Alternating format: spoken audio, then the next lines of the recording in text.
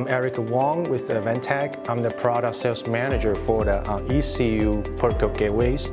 This is the ECU-1000 Series. We position as the protocol conversion gateway.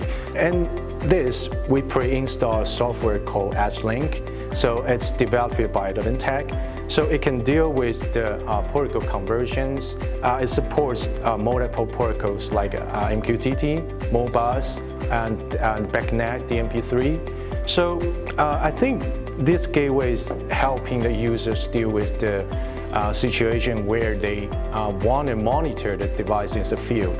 The ECU gateway, you can see there are Ethernet ports and also the serial communication ports. So you can use this to connect with the end devices and then collect that information with different protocol and convert that and send it to your cloud or SCADA system with like MQTT or OPC UA.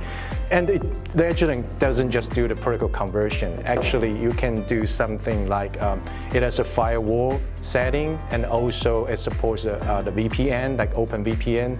And also you can do some alarm notification. So for example, if you want to monitor some value of your device, and if the device is out of spec, you want to send SMS or email to notify this kind of alarm, you can set that setting in this module. So you can use the EdgeLink to deal with that.